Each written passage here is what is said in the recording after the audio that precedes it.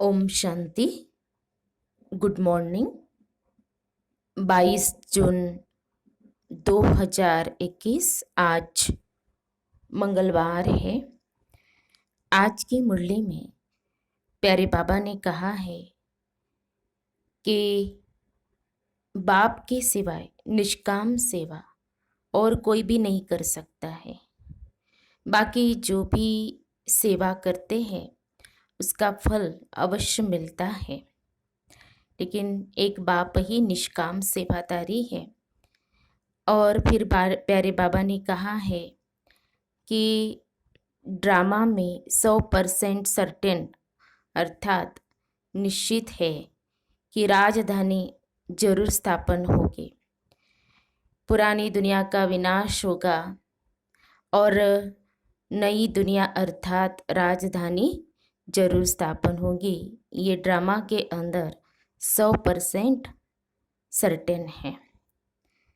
तो अभी हम विस्तार से सुनते हैं प्यारे बाबा के मधुर महावाक्य, ईश्वरीय महावाक्य अर्थात प्यारे बाबा की मीठी मुरली। आज बाबा कहते हैं, मीठे बच्चे, इस दुनिया में निष्काम सेवा केवल एक बाप ही करता है। बाकी तुम जो भी कर्म करते हो उसका फल अवश्य मिलता है। बाबा ने कहा, मीठे बच्चे, इस दुनिया में निष्काम सेवा केवल एक बाप ही करता है। बाकी तुम जो भी कर्म करते हो उसका फल अवश्य मिलता है। आज की मुरली में प्रश्न है, ड्रामा अनुसार कौन सी बात 100% सर्टेन है जिसकी तुम बच्चों को खुशी है? ड्रामा अनुसार कौन सी बात 100% सर्टेन है जिसकी तुम बच्चों को खुशी है? उत्तर है, बाबा ने कहा, ड्रामा अनुसार सर्टेन है कि नई राजधानी स्थापन होनी ही है। तुम बच्चों को खुशी है कि श्रीमत पर हम अपने लिए अपनी राजधानी स्थापन कर रहे हैं। इस पुरानी दुनिया का विनाश तो होना ही है। तुम बच्चे जितना पुरुषार्थ करेंगे उतना उच्च पद प्राप्त होगा। मुरली में गीत बजा है, तुम्हें पाके हमने जहान पा लिया, जमी तो जमी आसमां पा लिया। ओम शांति। जो बच्चे कहते हैं बाबा भी वही कहते हैं। बच्चे कहते, बाबा तुम्हें पाके हम स्वर्ग के मालिक बनते हैं। बाप भी कहते हैं, बच्चे मन मना भव। बात एक ही हो गई। मनुष्य सब पूछेंगे कि ब्रह्मा कुमारियों को इस सत्संग में जाकर क्या मिलता है? तो ब्रह्मा कुमारियां कहते हैं, हम बाप दादा से विश्व के मालिक बनते हैं। विश्व का मालिक और कोई बन न सके। विश्व के मालिक यह लक्ष्मी नारायण ही है। शिव बाबा तो विश्व का मालिक हो नहीं सकता। तुम बच्चे विश्व के मालिक बनते हो। तुम्हारा बाप विश्व का मालिक नहीं बनता। ऐसी निष्काम सेवा करने वाला और कोई होता नहीं। हर एक को अपनी सेवा का फल जरूर मिलता है। भक्ति मार्ग में व किसी भी प्रकार से जो कोई कुछ भी करते हैं, सोशल वर्कर को भी सेवा का फल जरूर मिलता है। गवर्नमेंट से पगार मिलता है। बाप कहते हैं, मैं ही एक निष्काम सेवा करता हूँ जो बच्चों को विश्व का मालिक बनाता हूँ, और मैं नहीं बनता हूँ। बच्चों को सुखी करके सुखधाम का मालिक बनाए, 21 जन्मों का सुख दे। मैं अपने निर्वाण धाम में व वानप्रस्थ अवस्था में बैठ जाता हूँ। वानप्रस्थ तो मूल वतन को ही कहेंगे। मनुष्य वानप्रस्थ लेते हैं, बच्चों को सब कुछ दे जाए, सत्संग आदि करते हैं, गुरु करते हैं कि यह मुक्ति का रास्ता बताए। अब तुम बच्चे जान गए हो कि मुक्ति, जीवन मुक्ति का रास्ता कोई मनुष्य मात्र कभी किसको बता नहीं सकते। वे किसी को भी सद्गति दे नहीं सकते, अपने को भी नहीं दे सकते। अपने को दे तो फिर दूसरों को भी दे सके। बाप आते ही है परम धाम से, वह या वहाँ का रहने वाला है, तुम बच्चे भी वहाँ के रहने वाले हो। बाबा परम धाम निवासी, हम बच्चे भी परम धाम निवासी। तुमको पार्ट बजाना है इस कर्म क्षेत्र पर। तो हम सभी आए हैं इस कर्म क्षेत्र पर पार्ट बजाने, हम सभी पार्टधारी हैं। बाबा को भी एक बार यहाँ आना है तुम बच्चों के लिए, जबकि स्वर्ग की स्थापना हो रही है तो जरूर नरक का विनाश होना ही है। अभी तुम जान गए हो, शिव बाबा ब्रह्मा द्वारा आदि सनातन देवी देवता धर्म की स्थापना कर रहे हैं। तुम जानते हो हम मनुष्य से देवता बन रहे हैं फिर से। तुम बच्चों की बुद्धि में है कि हर 5000 वर्ष बाद हम आकर फिर से ब्रह्मा द्वारा शिव बाबा के बच्चे बनते हैं। वर्षा पाने के लिए पतित पावन उसको कहा जाता है। नॉलेजफुल ज्ञान का सागर भी है। योग अर्थात याद सिखाते हैं, परंतु निराकार कैसे समझाए, इसीलिए कहते हैं ब्रह्मा द्वारा मनुष्य से देवता बनाता हूँ, अर्थात देवी देवता धर्म की स्थापना कराता हूँ। अब वह धर्म है नहीं, फिर बनाना पड़े। अब फिर से आदि सनातन देवी देवता धर्म स्थापन कर बाकी सबको मुक्ति धाम में ले जाता हूँ। भारत प्राचीन खंड है, इसलिए भारत की आदमशुमारी वास्तव में सबसे जास्ती होनी चाहिए। ऐसी बातें और कोई की बुद्धि में नहीं आती। आदि सनातन देवी देवता धर्म सबसे जास्ती बड़ा होना चाहिए। 5000 वर्ष से उनों की वृद्धि होती रहती है, बाकी और तो आते ही है 2500 वर्ष के बाद। इस्लामियों की आदमशुमारी कम होनी चाहिए, फिर थोड़े समय बाद बौद्धी धर्म वाले आते हैं तो उनमें थोड़ा फर्क होना चाहिए। इस्लामी बौद्धी आदि पहले सतो प्रधान हैं, फिर धीरे धीरे तमो प्रधान बनते हैं। तो यह भी हिसाब है। जो अनन्य समझदार बच्चे हैं उन्हों को ख्याल करना पड़े। आजकल लिखते हैं चाइनीज सबसे ज़्यादा है, परंतु उन्हों को सृष्टि चक्र का ज्ञान तो है नहीं। ये सब राज तुम बच्चों की बुद्धि में है। जो पढ़े लिखे हैं उन्हों को डिटेल में समझाना होता है। देवी देवता धर्म वालों को 5000 वर्ष हुए तो इस समय उन्हों की संख्या बहुत होनी चाहिए, परंतु देवी देवता धर्म वाले फिर और धर्मों में कन्वर्ट हो गए हैं। तो पहले पहले बहुत मुसलमान बन गए, फिर बौद्धी भी बहुत बने हैं। यहाँ भी बौद्धी बहुत है, क्रिश्चियन तो बेशुमार है। तो बाबा कहते देवता धर्म का तो नाम ही नहीं है। अगर हम ब्राह्मण धर्म कहे तो भी हिंदुओं की लाइन में डाल देंगे। अभी तुम जानते हो आदि सनातन देवी देवता धर्म स्थापन हो रहा है हम ब्राह्मणों द्वारा श्रीमत पर। तो यह भी समझ होनी चाहिए। धर्म गाए तो जाते हैं ना, यहाँ के मनुष्य अपने को हिंदू की लाइन में ले आते हैं। कहेंगे हिंदू आर्य धर्म है, सबसे पुराना है। भारतवासी पहले पहले आर्य थे, बहुत धनवान थे, अब अन आर्य बन गए हैं। कोई अकल नहीं है, जिसको जो आता वह धर्म का नाम रख देते हैं। झाड़ के पिछाड़ी छोटे छोटे पत्ते टाल टालियां निकलते हैं, नए का थोड़ा मान होता है। तो अभी तुम बच्चे जानते हो कि हम बाबा से स्वर्ग का वर्षा ले रहे हैं। तो ऐसे वर्षा देने वाले बाप को कितना याद करना चाहिए।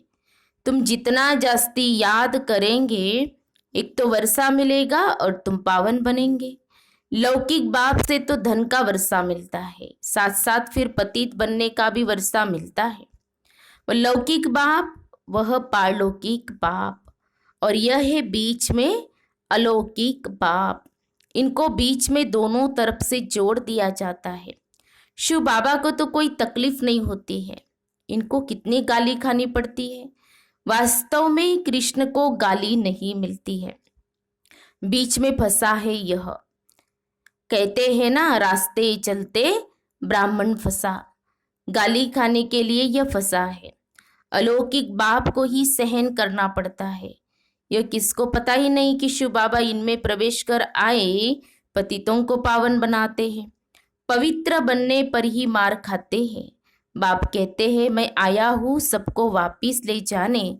तुम जानते हो मौत सामने खड़ा है, विनाश तो जरूर चाहिए। विनाश बिगर सुख शांति कैसे हो? जब कोई लड़ाई आदि लगती है तो मनुष्य यज्ञ आदि रचते हैं, लड़ाई बंद हो जाए। तुम ब्राह्मण कुलभूषण जानते हो, विनाश तो जरूर होगा, नहीं तो स्वर्ग के गेट्स कैसे खुलेंगे? सब स्वर्ग में तो नहीं आएंगे, जो पुरुषार्थ करेंगे वही चलेंगे, बाकी जाएंगे मुक्ति धाम। यह किसको भी पता न होने के कारण कितना डरते हैं, शांति के लिए कितना धक्का खाते हैं, कॉन्फ्रेंस करते रहते हैं। सिर्फ तुम ब्राह्मण ही जानते हो सुखधाम शांति धाम की कैसे स्थापना हो रही है। विनाश के सिवाय स्थापना हो न सके। तुम अभी त्रिकालदर्शी बने हो, तीसरा नेत्र ज्ञान का मिला है। वह तो कहते रहते पीस कैसे हो, अर्थात कोई भी लड़े नहीं। सभी कहते हैं वननेस हो, एक ही बाप की मत ले कि हम सब एक बाप के बच्चे, भाई भाई है, तो वननेस हो जाएंगी।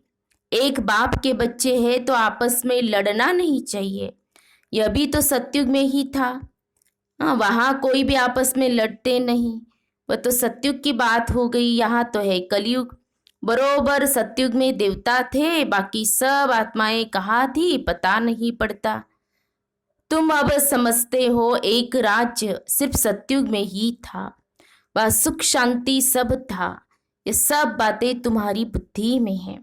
नंबरवार पुरुषार्थ अनुसार समझते बरोबर हम सतयुग में राज्य करते थे, बहुत सुख था, अद्वैत धर्म था। यह ज्ञान किसको है नहीं। इस समय तुम नॉलेजफुल बनते हो, बाप तुमको आप समान बनाते हैं। जो बाप की महिमा वही तुमको बनना है।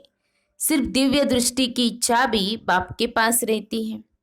बाप ने बताया है भक्ति मार्ग में मुझे काम करना पड़ता है।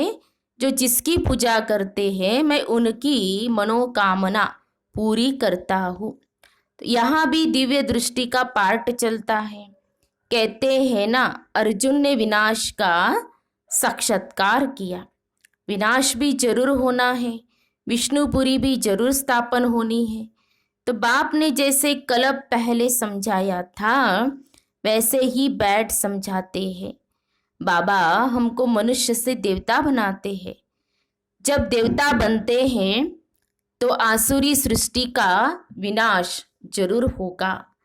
चारों तरफ हाहाकार मचना है, बुद्धि समझ सकती है, नेचुरल कैलामिटीज आनी है, मुसलधार बरसात भी होनी है।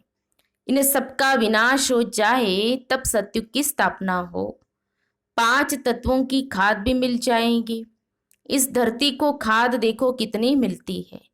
बाप कहते इस रुद्र ज्ञान यज्ञ में यह सब स्वाहा हो जाएगा। भक्ति मार्ग में देखो रुद्र यज्ञ कैसे रचते हैं। शिव बाबा का लिंग और छोटे छोटे शालीग्राम बहुत बनाकर पूजा करके फिर मिटा देते हैं, फिर रोज बनाते हैं, पूजा करके फिर तोड़ देते हैं।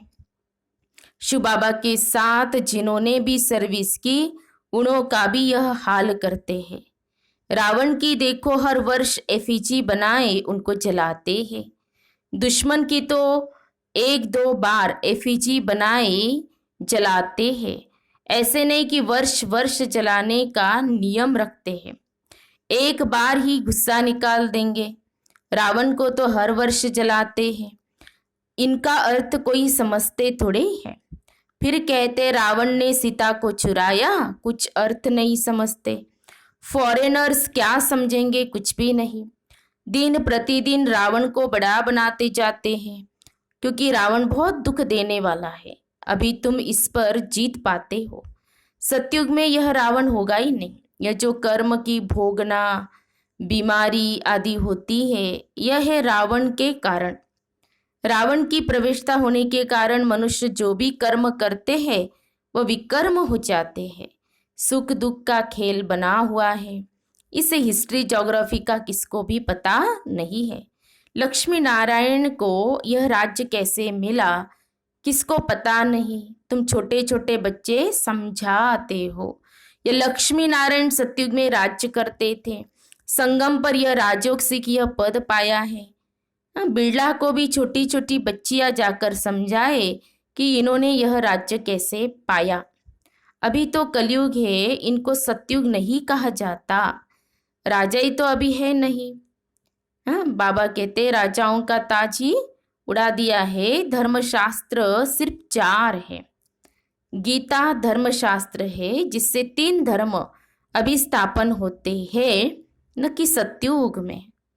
तो 3 धर्म, ब्राह्मण, देवता, क्षत्रिय। तो ऐसे नहीं कि लक्ष्मी नारायण ने व राम ने कोई धर्म स्थापन किया। ये धर्म अभी स्थापन कर रहे हैं। फिर इस्लामी, बौद्धी और क्रिश्चियन का एक ही धर्मशास्त्र है, बाइबल। बस फिर पीछे वृद्धि होती जाती है।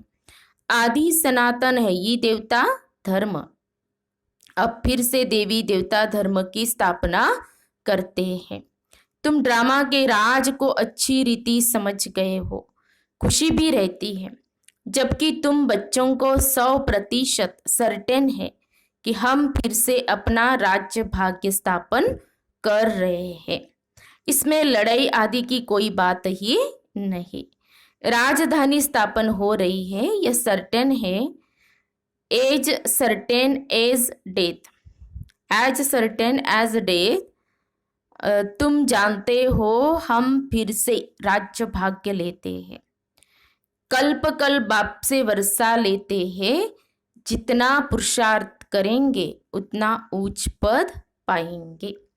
अच्छा, मीठे मीठे सिखे लदे बच्चों प्रति माता पिता बाप दादा का याद प्यार और गुड मॉर्निंग। रूहानी बाप की रूहानी बच्चों को नमस्ते। हम रूहानी बच्चों की रूहानी बाप दादा को याद प्यार और नमस्ते नमस्ते।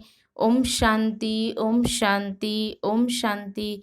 गुड मॉर्निंग बाबा, शुक्रिया बाबा, थैंक्स बाबा। धारणा के लिए मुख्य सार, आज की मुरली का सार 2 पॉइंट में। पहली पॉइंट है, जो बाप की महिमा है उस महिमा को स्वयं में लाना है। बाप समान महिमा योग्य बनना है। पारलौकिक बाप से पवित्रता का वर्षा लेना है। पवित्र बनने से ही स्वर्ग का वर्षा मिलेगा। दूसरी पॉइंट, श्रीमत पर अपने ही तन मन धन से एक आदि सनातन देवी देवता धर्म की स्थापना करनी है। फिर आज की मुरली में प्यारे बाबा का वरदान है, त्रिकालदर्शी बन, व्यर्थ संकल्प व संस्कारों का परिवर्तन करने वाले विश्व कल्याणकारी भव। त्रिकालदर्शी बन, व्यर्थ संकल्प व संस्कारों का परिवर्तन करने वाले विश्व कल्याणकारी भव। स्पष्टीकरण है, जब मास्टर त्रिकालदर्शी बन संकल्प को कर्म में लाएंगे तो कोई भी कर्म व्यर्थ नहीं होगा। इस व्यर्थ को बदलकर समर्थ संकल्प और समर्थ कार्य करना, इसको कहते संपूर्ण स्टेज। सिर्फ अपने व्यर्थ संकल्पों व विकर्मों को भस्म नहीं करना है, लेकिन शक्ति रूप बन सारे विश्व के विकर्मों का बोझ हल्का करने व अनेक आत्माओं के व्यर्थ संकल्पों को मिटाने की मशीनरी तेज करो, तब कहेंगे विश्व कल्याणकारी। स्लोगन है, नष्ट मोहा बनना है तो सेवा अर्थ स्नेह रखो, स्वार्थ से नहीं। नष्ट मोहा बनना है तो सेवा अर्थ स्नेह रखो, स्वार्थ से नहीं। तो हम सब ने सुने प्यारे बाबा के मधुर महावाक्य, ईश्वरीय महावाक्य।